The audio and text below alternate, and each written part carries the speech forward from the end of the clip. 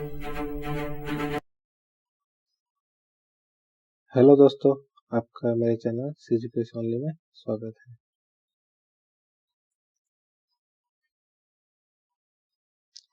आज हम लोग छत्तीसगढ़ का जो आर्थिक सर्वेक्षण है उसका पहले यूनिट आर्थिक स्थिति एक समीक्षा उसी के बारे में देखेंगे। यहाँ पास टॉपिक है जिसके बारे में हम लोग इस वीडियो के अंतर्गत डिस्कस करेंगे। सकल घरेलू उत्पाद के बारे में देखेंगे, जो मनरेगा है उसके बारे में देखेंगे इसमें, और खरीफ वर्ष 2021-22 का समर्थन मूल्य देखेंगे, उचित मूल्य दुकानों के बारे में देखेंगे, राजस्व जो वित्तीय वर्ष है 22-23 में है उसकी प्राप्तियां देखेंगे और व्यय देखेंगे, सृजित सिंचाई क्षमता देखेंगे, छत्तीसगढ़ राज्य के जल क्षेत्र उपलब्धता देखेंगे, छत्तीसगढ़ के राजस्व आय देखेंगे, राज्य शासन द्वारा कितना विद्युत का उत्पादन किया जा रहा है उसको देखेंगे। चलिए स्टार्ट करते हैं आज का क्लास। सकल घरेलू उत्पाद स्थिर भाव में क्षेत्रवार भागीदारी प्रतिशत वृद्धि दर, ये है आपका GSDP 22-23 का। ये हमारे लिए इम्पोर्टेंट है, इसको आपको अच्छे से याद रखना है। तो हम लोग देख लेते हैं जो GSDP है छत्तीसगढ़ का राज्य घरेलू उत्पाद है, उसमें कृषि क्षेत्र है, उद्योग क्षेत्र और सर्विस सेक्टर सेवा क्षेत्र का कितना कितना भागीदारी है। तो कृषि क्षेत्र का है 16.91% का भागीदारी है, जबकि उद्योग क्षेत्र का है 49.88% का भागीदारी है, और जो सर्विस सेक्टर है सेवा क्षेत्र है उसका भागीदारी है 33.21%। तो आपको इसको तीनों सेक्टर का जो भागीदारी है GSDP में, GSDP कितना होता है 100% होता है, तो 100% में कृषि क्षेत्र, उद्योग क्षेत्र और सर्विस क्षेत्र का जितना भी भागीदारी है स्थिर भाव पर, इसको अच्छे से याद रखना है, इसको प्रीलिम्स में पूछता है।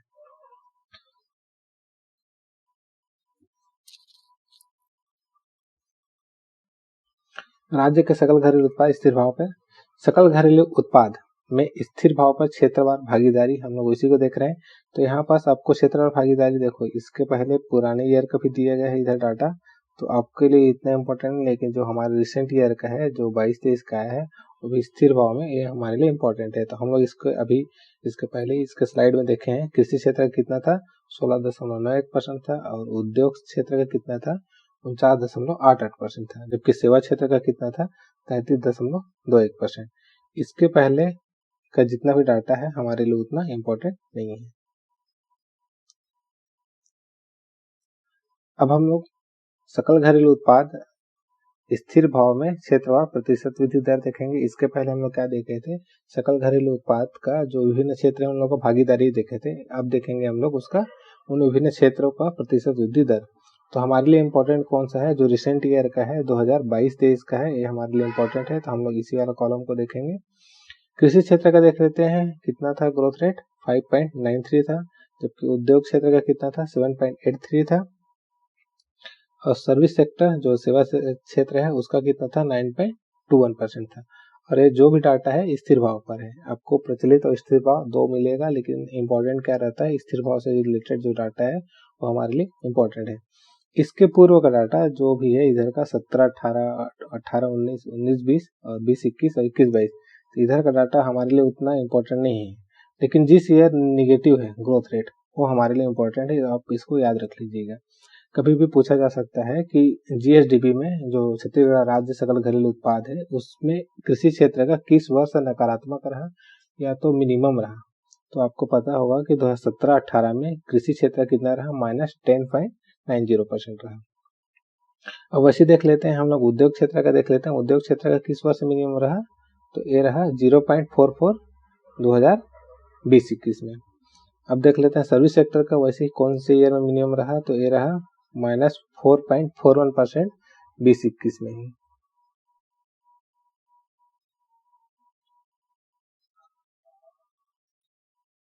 छत्तीसगढ़ का आर्थिक विकास सकल घरेलू उत्पाद, किसी भी प्रदेश का जो सकल घरेलू उत्पाद है GSDP है वो क्या बताता है, उस प्रदेश की आर्थिक प्रगति को इंगित करता है। तो आपको इसको याद रखना अच्छे से, इसको प्रीलिम्स या व्यापम के एग्जाम में पूछा जा सकता है।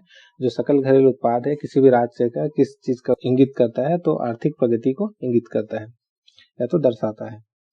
हम लोग देख लेते हैं औसत वृद्धि दर, जो हमारा GSDP है उसका अपना कितना औसत वृद्धि दर है 5.73%। तो इसको प्रीलिम्स में अभी पूछा था, ये तो हमारे लिए इम्पोर्टेंट है। व्यापम का भी कोई सा भी एग्जाम होगा उसमें पूछने के चांसेस बढ़ जाते हैं।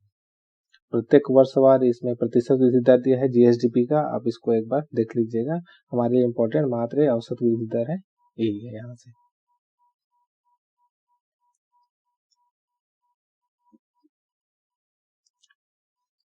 वर्ष 2022-23 में धान, सामान्य धान और धान का ग्रेड ए का समर्थन मूल्य देख लेते हैं। जो धान है सामान्य, उसका था 2040 रुपए था उसका समर्थन मूल्य, जबकि धान ग्रेड ए प्रकार का जो धान था उसका था 2060 रुपए प्रति क्विंटल। और इसको कौन निर्धारित किया था? भारत सरकार के द्वारा। खरीफ वर्ष 2021-22 में धान का देख लेते हैं हम लोग। किसानों की संख्या समर्थन मूल्य पर जिनसे धान खरीदा गया है, किसानों की कितनी संख्या है उसको देख लेते हैं। 21.77 लाख है। ये हमारे लिए इम्पोर्टेंट है। इसको कई बार तो प्रीलिम्स में या तो व्यापक एग्जाम में पूछा जा चुका है ना, तो आपको इसको अच्छे से याद रखना है। समर्थन मूल्य पर धान का टन, कितना टन खरीदा गया है? तो 97.99 टन धान की खरीदी छत्तीसगढ़ गवर्नमेंट के द्वारा किया गया है। किसानों को धान का समर्थन मूल्य कितना प्रदान किया गया है? तो इतना प्रदान किया गया है, आप इसको देख सकते हैं। हमारे लिए उतना इम्पोर्टेंट नहीं है। अब हम लोग देखते हैं मक्का। मक्का समर्थन मूल्य पर मक्का का कितना टन खरीदा गया है? तो 120.9 टन मक्का की खरीदी किया गया है। और किसानों को धान का समर्थन मूल्य, सॉरी धान नहीं है यहाँ पास, ये मक्का होगा। मक्का जितने भी उत्पादन किए हैं उन किसानों को कितना समर्थन मूल्य प्रदान किया गया है? तो यह है 22.60 लाख रुपए का समर्थन मूल्य उनको दिया गया है। तो इस स्लाइड में हमारे लिए किसानों की संख्या है धान से रिलेटेड, और मक्का के जो किसानों की संख्या है वो इम्पोर्टेंट है, और कितना धान मतलब खरीदा गया है टन में वो हमारे लिए इम्पोर्टेंट है, और साथ में मक्का कितना खरीदा गया है वो इम्पोर्टेंट है।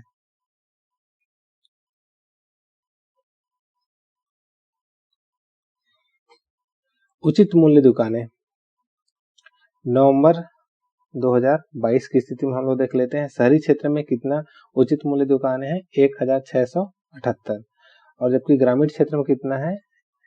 11,829, और कुल उचित मूल्य दुकानों की संख्या कितना है? 13,507।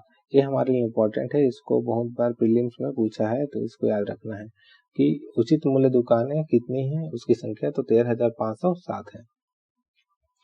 कुल प्रचलित राशन कार्ड कितना है? वर्तमान में जो छत्तीसगढ़ गवर्नमेंट है उनके द्वारा कितना राशन कार्ड जारी किया जा चुका है? अभी तक 72.71 लाख जो राशन कार्ड है वो जारी किया जा चुका है। इसके अंतर्गत बहुत सारे राशन कार्ड आते हैं। अंत्योदय आता है, प्राथमिकता वाले परिवार आते हैं, निःशक्त जन आते हैं, एकल निराश्रित आते हैं, सामान्य परिवार आते हैं। उनकी टोटल जो संख्या है कितनी है? 72.71 लाख। छत्तीसगढ़ राज्य बैंकिंग गतिविधियां हम लोग देख लेते हैं। तो हमारे लिए तो इधर का जो डाटा दिए है फर्स्ट में ये इम्पोर्टेंट नहीं है। हम लोग देखते हैं कितना प्रतिशत अधिक है पिछले वर्ष की तुलना में। तो जून, ये हम लोग कंपेयर कर रहे हैं, जून 2022 में जो डाटा मिला है हम लोग का वो जून 2021 की तुलना में 11.84% अधिक है। जो बैंक में जमा की गई राशि है वो कितना अधिक है? जून 2021 से जब हम लोग 22 में गए हैं तो कितना प्रतिशत अधिक है? 11.84%। इस संदर्भ अवधि में कृषि क्षेत्र में, इसको याद रखिएगा आप अच्छे से, क्योंकि इसको पूछा जा सकता है, स्पेशली कृषि क्षेत्र को दिखा रहा है जिससे रिलेटेड क्वेश्चन आ सकता है। क्रेडिट अग्रिम में 20.06% की वृद्धि हुई है।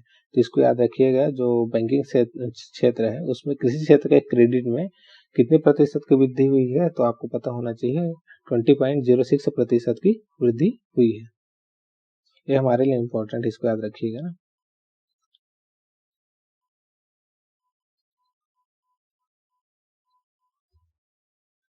राजस्व देख लेते हैं। वित्तीय वर्ष 22-23 में राजस्व प्राप्ति कितना रहा? तो ये हमारा डाटा है, और राजस्व व्यय का डाटा ये है। तो हमारे लिए उतना ज़्यादा इम्पोर्टेंट नहीं है राजस्व प्राप्ति और राजस्व व्यय। हम लोग देखते हैं राजस्व घाटा, जिसको अधिकतर क्वेश्चन मतलब पेपर में पूछा जाता है। राजस्व घाटा कितना रहा? 701.46 6,4 करोड़ का। तो ये हमारे लिए इम्पोर्टेंट है, आप इसको अच्छे से याद रखिएगा। इसको पूछता है राजस्व घाटा को कितना रहा, तो 701.64 करोड़ रुपए का राजस्व घाटा रहा। कुल कर राजस्व में प्रतिशत वृद्धि हम लोग देख लेते हैं। जो राजस्व प्राप्ति होता है उसका एक हिस्सा होता है कर राजस्व प्राप्ति और गैर कर राजस्व प्राप्ति। राजस्व प्राप्ति जैसे है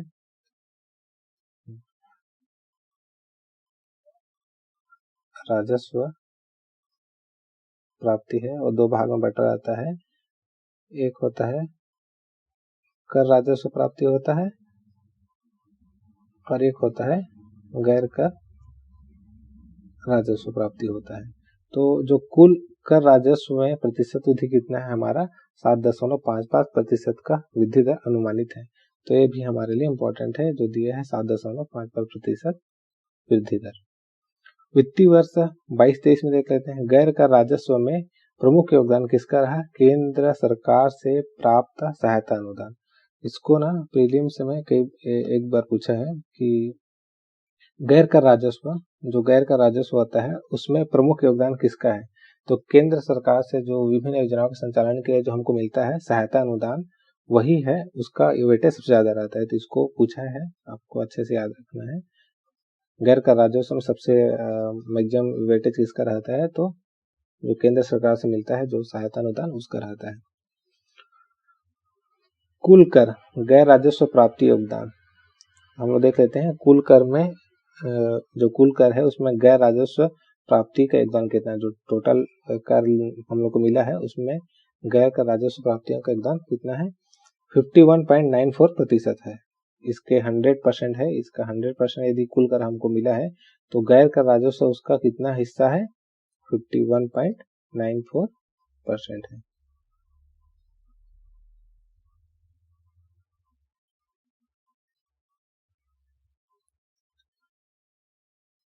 वर्ष 21-22 में वैट प्रांतीय कर संग्रहण, ये हमारे लिए उतना इम्पोर्टेंट नहीं है। आप इसको स्लाइड को देखना है तो देख सकते हो। यहाँ टैक्स से रिलेटेड दिया गया है, प्रत्येक माह वाइज दिया हुआ है, तो हमारे लिए उतना इम्पोर्टेंट नहीं, हम लोग इसको स्किप करते हैं।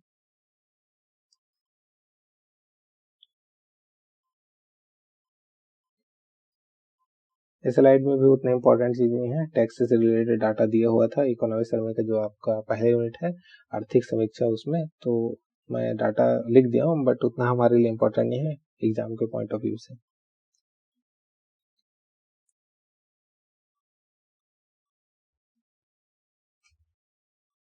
हाँ, अब हम लोग देखते हैं, ये हमारे लिए थोड़ा इम्पोर्टेंट है। यहाँ क्षतिपूर्ति के रूप में जो राज्य को मिलता है, सेंट्रल गवर्नमेंट जो देता है जीएसटी के जो क्षतिपूर्ति होता है, उसमें ये वाला डाटा हमारे लिए इम्पोर्टेंट हो जाता है ना। तो वर्ष 2021-22 में सितंबर माह में, तो इधर का डाटा तो हमारे लिए उतना इम्पोर्टेंट नहीं है। जो एसजीएसटी संग्रहण कितना था सितंबर 2021 में, 3110.52 करोड़ रुपए का राजस्व प्राप्त हुआ था। जबकि आईजीएसटी में संग्रहण कितना था, 1176.66 करोड़ रुपए का राजस्व प्राप्त हुआ था। और जो क्षतिपूर्ति के रूप में राज्यों को प्राप्त हुआ, जो सेंट्रल गवर्नमेंट देता है हमको क्षतिपूर्ति के रूप में, वो कितना था, 633.82 करोड़। तो ये हमारे लिए इम्पोर्टेंट है, आप इसको याद रखिएगा। यहाँ पर दो डाटा मिलेगा, एक मिल रहा है आपका सितंबर माह में, एक मार्च माह में। तो मैं बोलूँगा आपको याद भी करना रहेगा ना, तो आप ना हो सके तो मार्च माह का याद करिएगा, ये हमारे लिए इम्पोर्टेंट है।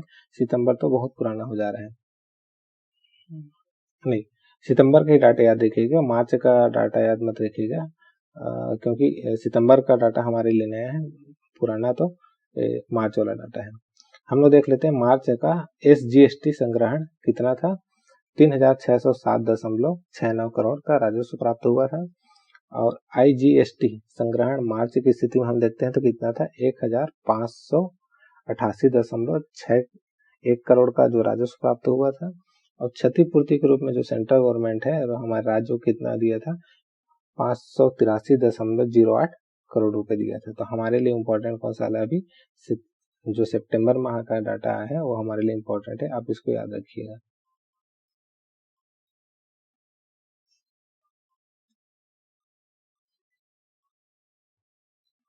सृजित सिंचाई क्षमता मार्च 2022 की स्थिति में देख लेते हैं। वृहद, मध्यम लघु सिंचाई योजनाओं के माध्यम से कुल कितना सृजित सिंचाई क्षमता है हमारा 21.47 लाख हेक्टेयर।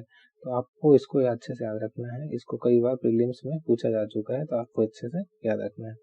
अब हम लोग देख लेते हैं वर्तमान में वृहद जो परियोजनाएं हैं कितनी है, उनकी संख्या। वृहद है 8 है, मध्यम है 38 है, लघु सिंचाई योजनाएं कितना है 2477 है, नलकूप योजनाएं कितना चलाई जा रही है आपकी अभी 30 है, एनीकट और स्टॉप डैम जो योजना है उसके अंतर्गत 804 का निर्मित है अभी तक।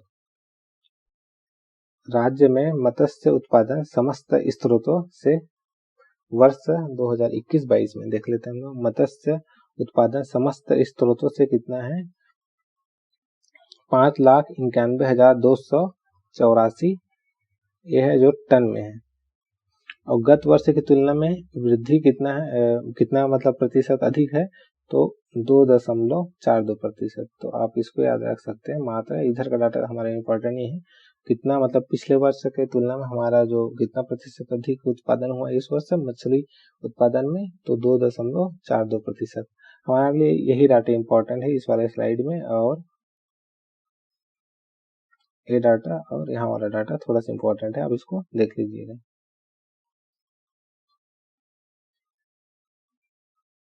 छत्तीसगढ़ राज्य में जल क्षेत्र उपलब्धता देख लेते हैं। कुल जल क्षेत्र जो उपलब्ध है हमारे छत्तीसगढ़ राज्य को 1.999 लाख हेक्टेयर जल क्षेत्र उपलब्ध है।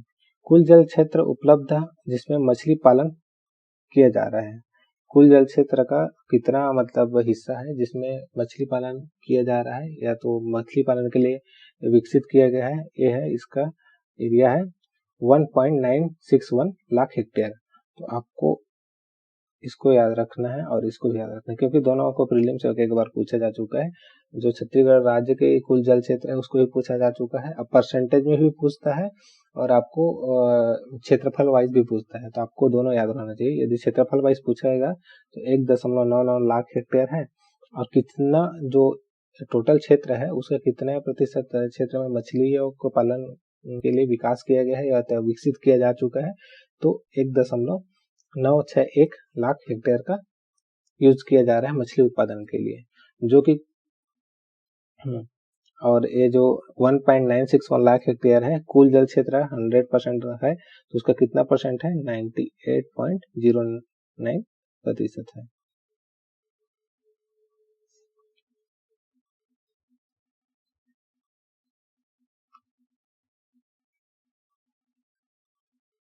गोधन न्याय योजना नगरीय प्रशासन एवं विकास विभाग के द्वारा जो जारी किया है उसके अनुसार डाटा देख लेते हैं। कुल पशुपालकों की संख्या 21,647, ये हमारे लिए उतना इम्पोर्टेंट नहीं है, तो भी आप देख लीजिएगा। गोबर की खरीदी कितना क्विंटल किया गया है, ये हमारे लिए उतना ज़्यादा इम्पोर्टेंट नहीं है क्योंकि इस डाटा ना अपडेट बाद में होएगा ना, जब जनमन आएगा उसमें हमेशा अपडेट होते रहता है, ये दोनों डाटा चेंज होते रहता है, तो हमको अभी उतना याद नहीं करना है। वर्तमान में कुल वर्मी कंपोस्ट, हाँ ये भी चेंज होता है, इसको भी नहीं देखना है अभी। इस स्लाइड से हमारे लिए उतना इम्पोर्टेंट नहीं है कुछ भी, क्योंकि जब जब जनमन में प्रकाशित होगा तब तब इस डाटा में कुछ ना कुछ चेंजेस रहता ही है, तो जो हमारा करेंट का डाटा रहेगा उसी को ही देखेंगे उस टाइम। अब इसको स्किप करते हैं।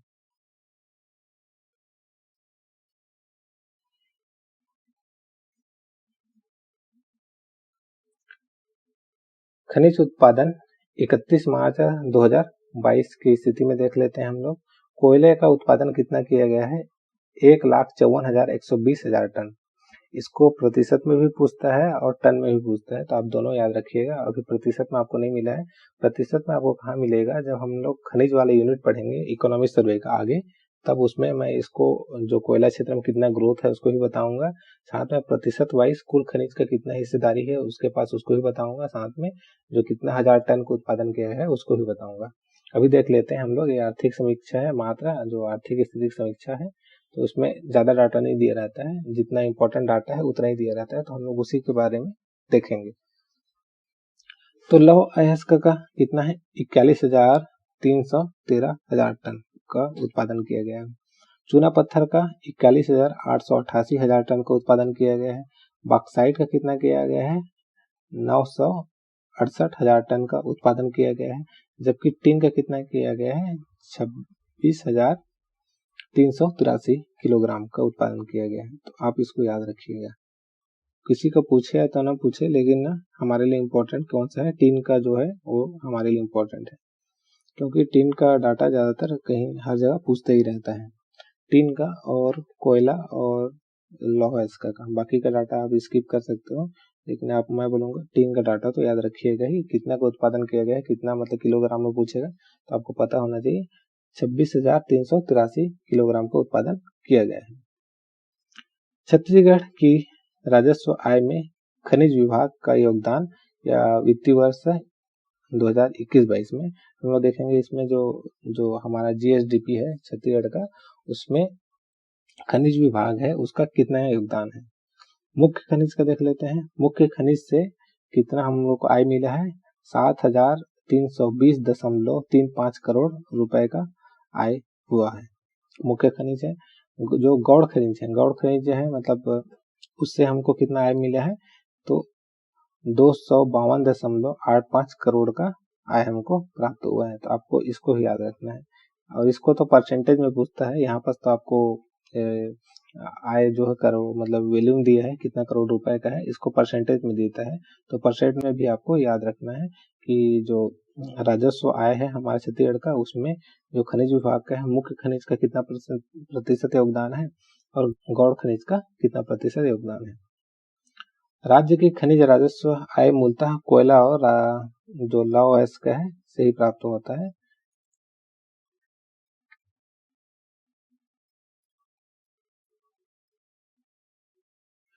औद्योगिक नीति, औद्योगिक नीति का ना अपना अलग से हम लोग पढ़ेंगे इसको। औद्योगिक नीति को ऊपर मैं अलग से वीडियो बना दूंगा, उसमें पूरा इसके बारे में देखेंगे औद्योगिक नीति क्या है, और साथ में इसमें क्या क्या प्रावधान रखा गया है, किन किन क्षेत्रों को कौन कौन सा मतलब छूट दिया जाता है, विद्युत संबंधित कैसा मतलब छूट दिया जाता है, महिलाओं के लिए क्या प्रावधान है, यदि एसटी कोई मतलब उद्यमी है, यदि फैक्ट्री या कोई सूक्ष्म लघु या मध्यम उद्योग का निर्माण करना चाहता है तो उसको कौन कौन सा प्रावधान मिलेगा, उसके बारे में हम लोग वहां देखेंगे। यहाँ पर उतना इम्पोर्टेंट नहीं है।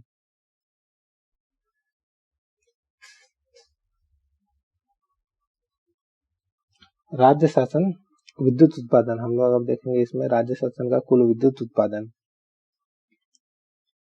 ये है 2021-22 का डाटा है। विद्युत उत्पादन कुल कितना रहा? 17,953.18 मिलियन यूनिट का उत्पादन किया गया है। तापी के माध्यम से कितना है? 17,515.518 मिलियन यूनिट का उत्पादन किया गया है। और जली के माध्यम से कितना किया गया है? 431.39 मिलियन यूनिट का उत्पादन किया गया है। और जबकि अन्य सह उत्पाद उससे कितना 6.270 मिलियन यूनिट का उत्पादन किया गया। ये हमारे लिए उतना इम्पोर्टेंट है, इसको साइड रखते हैं। अक्टूबर 2022 की स्थिति में कुल स्थापित जो हमारा कुल विद्युत उत्पादन का उसका क्षमता कितना है उसको देख लेते हैं। तो इसका क्षमता कितना है? 2,984.7 मेगावाट। इसको ना बहुत बार प्रीलिम्स में पूछा है, आप इसको याद रखिएगा, ये हमारे लिए इम्पोर्टेंट है। कितना है हमारा कुल स्थापित विद्युत का क्षमता कितना है? तो 2,984.70 मेगावाट। अब हम लोग देखते हैं इसमें तापीय विद्युत से कितना हमको मिल रहा है मेगावाट, तो 2,840 मेगावाट मिल रहा है। इसको आपको सुमेलित करने में भी दिया जा सकता है, तो आपको पूरा डाटा याद रखना है। जल विद्युत का देख लेते हैं तो 138.7 मेगावाट का उत्पादन किया जा रहा है जो जल विद्युत है उससे। अन्य सह उत्पाद से 6 मेगावाट का उत्पादन किया जा रहा है। वर्ष 2021-22 में वितरण हानि प्रतिशत कितना रहा है आपका? 18.13% का हानि रहा है। तो इसको तो मेरे ख्याल से एक पीएससी कुछ एग्जाम हुआ था, वनडे एग्जाम, उसमें पूछा था।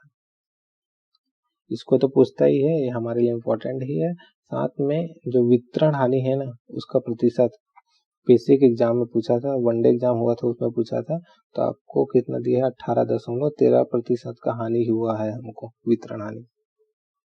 हाफ बिजली बिल स्कीम के अंतर्गत 2021-22 में सितंबर 2021 तक हम लोग देखते हैं जो भी डाटा देख लेंगे अभी, राज्य के उपभोक्ताओं की संख्या कितना है? उपभोक्ताओं की संख्या है 41.94 लाख लगभग। तो आपको इसको याद रखना है।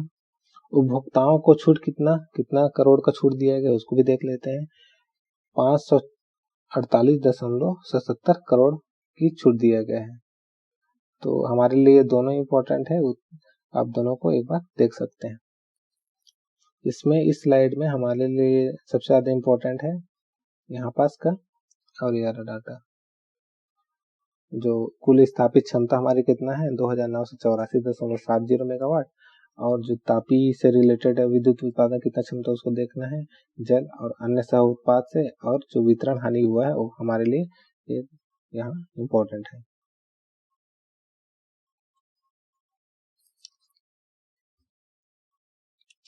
महात्मा गांधी राष्ट्रीय ग्रामीण रोजगार गारंटी योजना, उसके अंतर्गत हम लोग देखते हैं वर्ष 2022-23 सितंबर माह तक का जो डाटा है हम लोग उसको देखते हैं। परिवारों को रोजगार, कितने परिवारों को इसके जो मनरेगा है महात्मा गांधी राष्ट्रीय रोजगार गारंटी योजना उसके तहत कितने परिवारों को रोजगार प्रदान किया जा रहा है? 13.55 लाख। इसको पीएससी में पूछा था, तो आपको इसको याद होना चाहिए। मानव दिवस सृजित, इसको भी वनडे एग्जाम हुआ था पीएससी या व्यापम का कहीं, उसमें पूछा था कितना मानव दिवस सृजित किया गया था मनरेगा के थ्रू, तो 325.57 लाख। तो ये हमारे लिए बहुत इम्पोर्टेंट है। महिलाओं का प्रतिशत कितना था इसमें, जो मानव दिवस सृजित किया गया था उसमें टोटल उसमें कितना था, तो महिलाओं का प्रतिशत था 52%। 100 दिवस का रोजगार कितने लोगों को दिया गया है, कितने परिवारों को दिया गया है, तो ये है आपका 6185। इसको भी आपको याद रखना है। यहाँ पास का ये जो तीनों डाटा दिया है ये हमारे लिए बहुत अहम भी है, क्योंकि इससे रिलेटेड तीनों डाटा को एक एक बार पूछ चुका है, इसको भी पूछ चुका है, इसको भी पूछ चुका है, इसको भी पूछा जा चुका है पीएससी या व्यापम के द्वारा। तो ये हमारे लिए तीनों डाटा इंपॉर्टेंट है। और इसके अतिरिक्त हम लोग मनरेगा से रिलेटेड और डाटा देखेंगे, उसको हम लोग जब ग्रामीण विकास के बारे में जब यूनिट है छत्तीसगढ़ इकोनॉमिक सर्वे में पढ़ेंगे तब वहां पर देखेंगे मनरेगा का और जो भी डाटा रहेगा उसको। राज्य में शुद्ध पेयजल उपलब्धता वर्ष 2022-23 में सितंबर 2022 की स्थिति देख लेते हैं हम लोग। ग्रामीण क्षेत्रों में 19,678 ग्रामों के 75,233 हैंडपंप हैं। बसावटों में कितना है, 2,51,042 हैंडपंप है। जो स्कूल होते हैं वहाँ कितना है, 16,716 हैंडपंप है। आंगनबाड़ी केंद्रों में कितना है, 14,577 हैंडपंप है। और कुल हैंडपंप का संख्या कितना है, 2,82,335 हैंडपंप स्थापित कर शुद्ध पेयजल उपलब्ध कराया जा रहा है। तो ये हमारे लिए उतना इम्पोर्टेंट नहीं है, इसको आप स्किप कर सकते हो। बाकी जो हमारे लिए इम्पोर्टेंट था मैं बता दिया, ये वाला जो सेक्शन है ये हमारे लिए इम्पोर्टेंट है, तो आप इसको याद रखिएगा।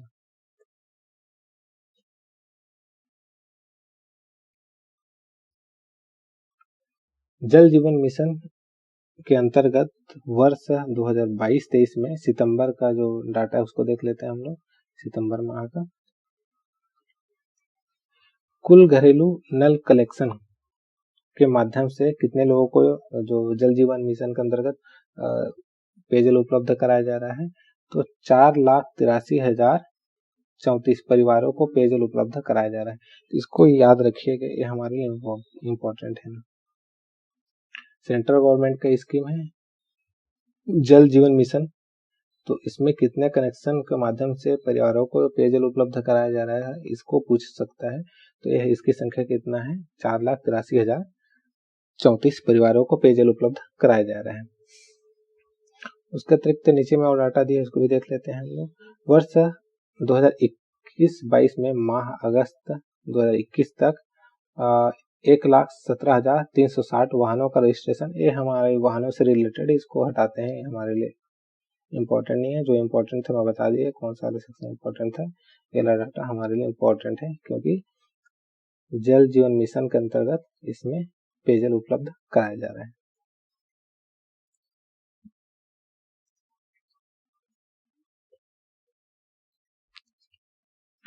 अर्थव्यवस्था का अवलोकन है, ये सबसे पहले इंट्रो में मिलता है आपको, लेकिन इंट्रो में उतना इंपॉर्टेंट चीज दिया नहीं है करके इसको मैं लास्ट में रख दिया हूँ, लास्ट साइड।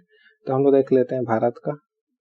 इसमें यहाँ आप पढ़ सकते हो, इधर कोई इंपॉर्टेंट नहीं। हम लोग देखते हैं आर्थिक विकास जो है भारत का कितना है 21-22 में, 2021-22 में कितना है 8.7% का है, जबकि आर्थिक विकास वर्ष कौन सा 2022-23 में कितना अनुमानित है हमारा 7.0%। तो आपको ना इसको याद रखना है, ये हमारे लिए इम्पोर्टेंट है। 7.0% जो अनुमानित है उसको हमको याद रखना है। और इसका अतिरिक्त यहाँ पास और कुछ दिया है, ये हमारे लिए इम्पोर्टेंट नहीं है, इसको साइड करते हैं।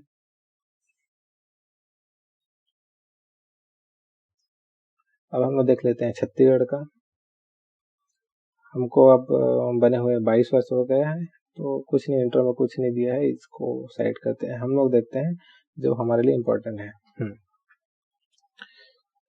वर्ष 22-23 में खरीफ सीजन में कुल 107,51,000 मीट्रिक टन से अधिक धान की खरीदी कर रिकॉर्ड बनाया गया है। तो इसको याद रखिएगा, मात्र इसको पूछ सकता है जो वर्ष 2022-23 में खरीफ सीजन में कितना मतलब मीट्रिक टन धान की खेती किया गया है, तो आपको पता होना चाहिए 107,51,000 मीट्रिक टन धान की खेती कर रिकॉर्ड बनाया है छत्तीसगढ़ सरकार ने। और यहाँ पास राम वन गमन पथ पर्यटन सर्किट के बारे में दिया गया है, उतना इम्पोर्टेंट नहीं है। राज्य में कार्य सहभागिता का अनुपात, इसको तो हम लोग जब जनसंख्या पढ़ेंगे वहाँ पास और अच्छे से पढ़ेंगे। अनुपात कितना है 47.68% है, आपको यहाँ से भी देख लेना है, बट हम लोग जब जनसंख्या से रिलेटेड जब डाटा देखेंगे वहाँ पास इसको और अच्छे से पढ़ेंगे। और छत्तीसगढ़ सबसे न्यूनतम बेरोजगारी दर वाले राज्यों में से एक है, तो वैसे ऐसा बोलना तो सही नहीं है। न्यूनतम बेरोजगारी दर, आपको पता है कितना बेरोजगारी छत्तीसगढ़ में, लेकिन अब गवर्नमेंट है अपना गुणगान करेगा ही, इकोनॉमी सर्वे के थ्रू तो बता रहा है कि आप लोग बेरोजगार नहीं हो, आप लोग को रोजगार मिल चुका है, भले ही किसी भी माध्यम से मिला हो। इसलिए सबसे न्यूनतम बेरोजगारी दर के का लिखा गया है। एक टाइम तो 1% था, 0.1% था, अभी 0.6% के लगभग हो गया है। ये चेंज होते रहता है डाटा, हमारे लिए इम्पोर्टेंट नहीं है।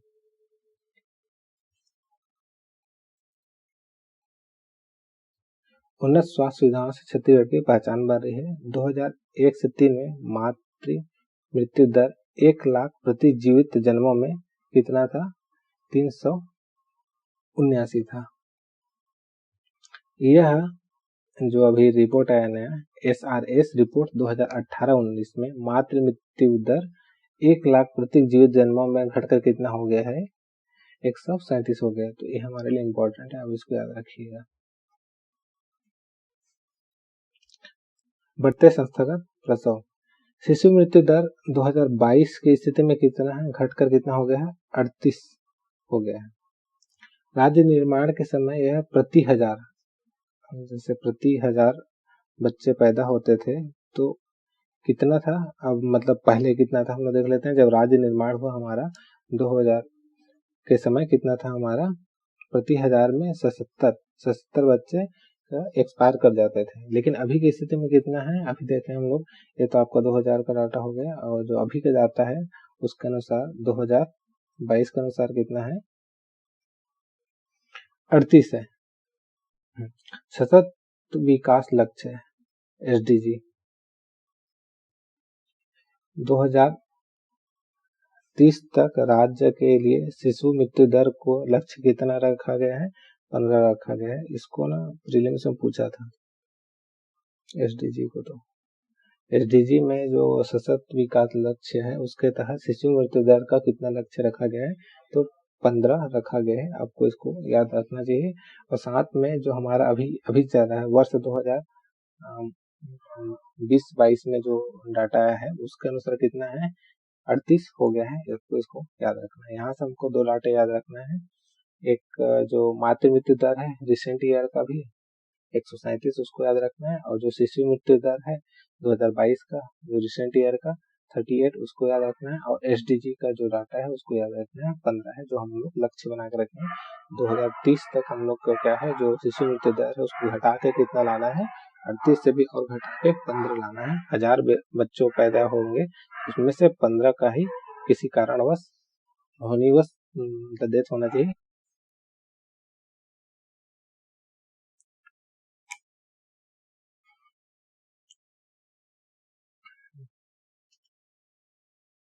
छत्तीसगढ़ जैविक राज्य बनने के पथ में अग्रसर है। गौठान के माध्यम से गोबरों की खेती किया जा रहा है और इससे बनने वाले जो खाद्य हैं रासायनिक उर्वरक के जो प्रतिस्थापित किया जा रहा है, उसके जगह में रासायनिक जो उर्वरक यूज करते थे उसके जगह अब जो है जैविक खाद हम लोग यूज कर रहे हैं।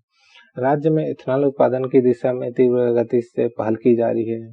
इसको देखेंगे हम लोग, इथेनॉल वाला जब यूनिट पढ़ेंगे वहां पास। और छत्तीसगढ़ भारत में मिलेट हब के रूप में उभर कर सामने आ रहा है, इसको भी देखेंगे।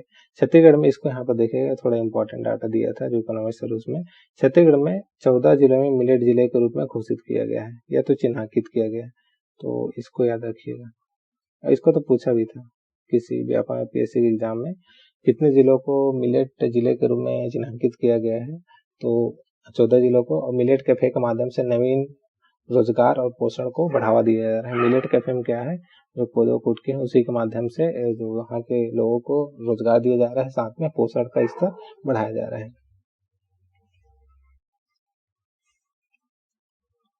आशा करता हूँ आपको मेरे द्वारा बताया गया पहले यूनिट अच्छे से समझ में आया होगा। यदि आपको अच्छा लगा होगा तो आप इस चैनल को लाइक एंड सब्सक्राइब कर सकते हैं। मैं जहाँ तक हो सका पहले यूनिट में जितना भी डाटा दिया था इम्पोर्टेंट डाटा आर्थिक समीक्षा, उसके सभी डाटा को मतलब बताने का प्रयास किया हूँ। मिलते हैं नेक्स्ट वीडियो में, तब तक के लिए गुड बाय।